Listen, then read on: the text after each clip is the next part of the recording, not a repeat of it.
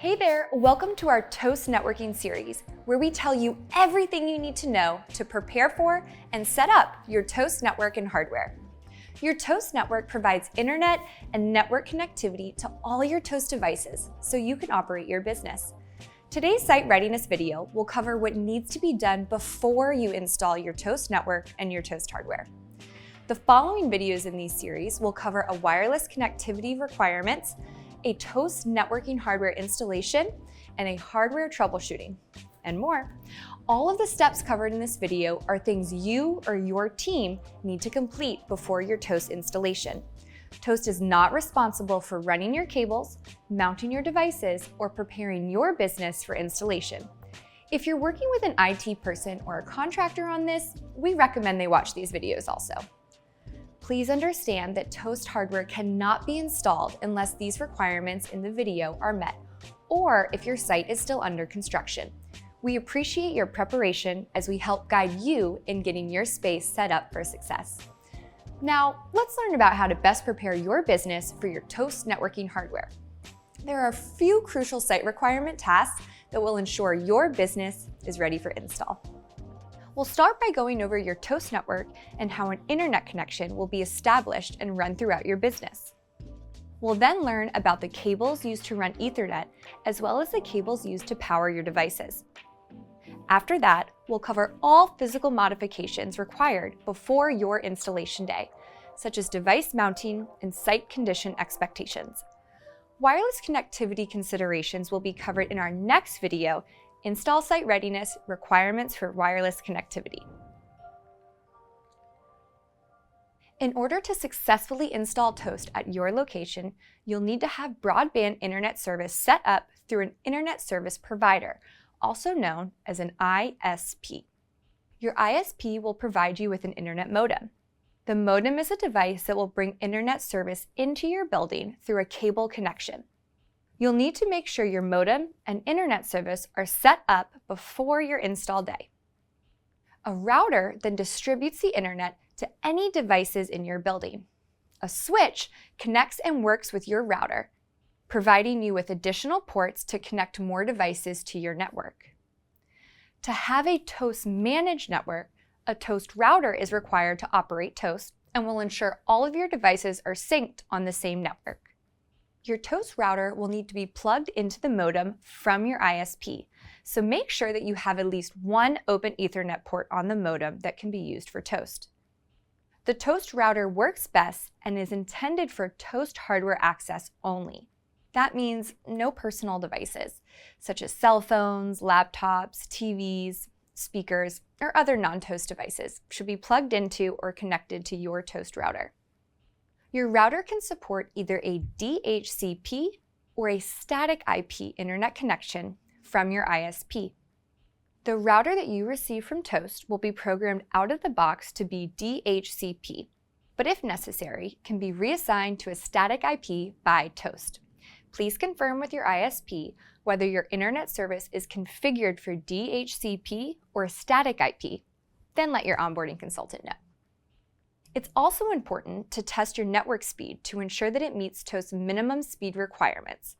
In order for Toast to run successfully on your network, you'll need a minimum download speed of 15 megabytes per second and a minimum upload speed of 5 megabytes per second.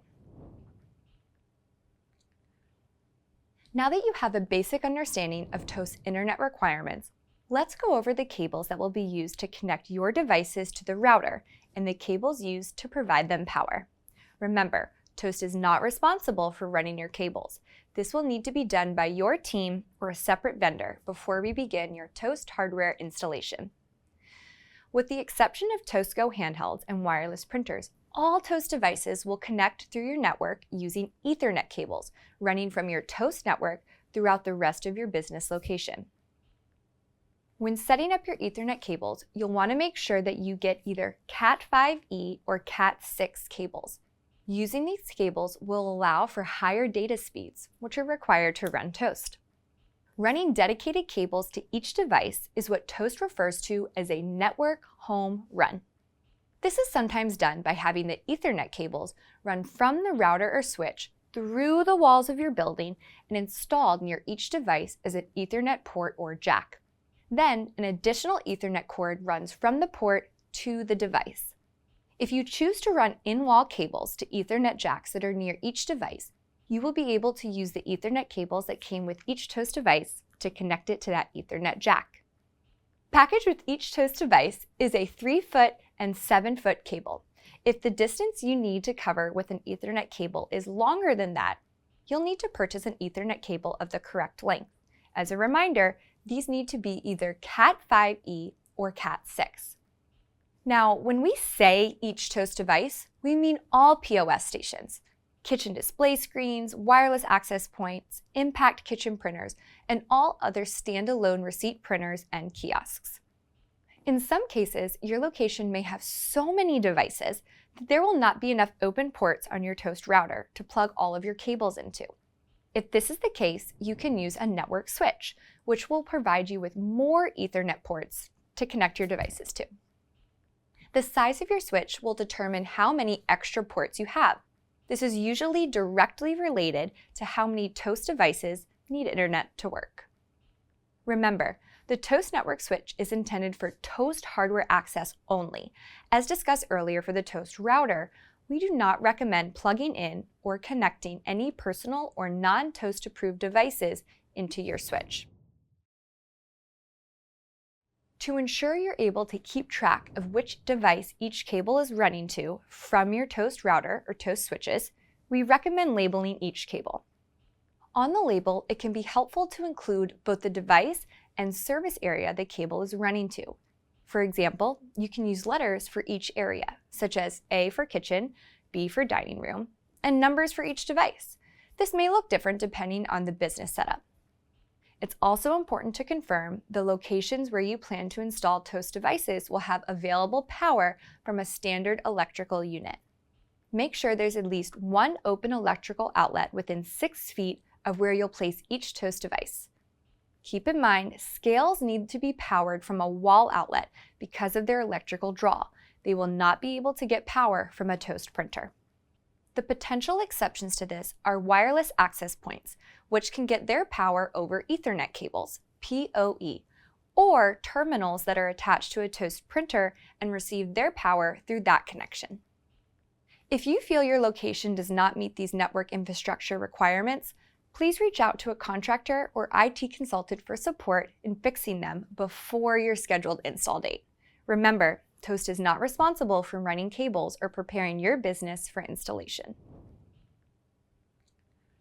You may need to mount some of your devices. Toast requires that all mounts for kitchen display screens and wireless access points are installed prior to any of your hardware installations. If you purchased a kitchen display screen, a mount will be included with your device. This can be counter-mounted, wall-mounted, or pole-mounted. You can also purchase any wall mount that meets the VESA standards, using the distance in millimeters between the 4 mounting holes on the back of your equipment to ensure secure and stable mounting. To learn more about these mounting standards, visit our Toast Central article. Please note that Toast does not provide mounting services. If you plan on cutting holes in your countertops to run terminal cables underneath your counters, this must also be done before your install day. We suggest these optional countertop holes are 2 to 3 inches wide and located within 2 feet of the location of each device. Your site cannot be under construction at the time of your Toast hardware install. Sawdust, trash, construction supplies, all of those sorts of things need to be put away, and the areas where Toast hardware will be installed needs to be clear of all debris. Your building must also have power and internet to complete installation. For more information about what is considered active construction and the limits of your Toast hardware install, please review the Site Readiness Guide on Toast Central. You got this.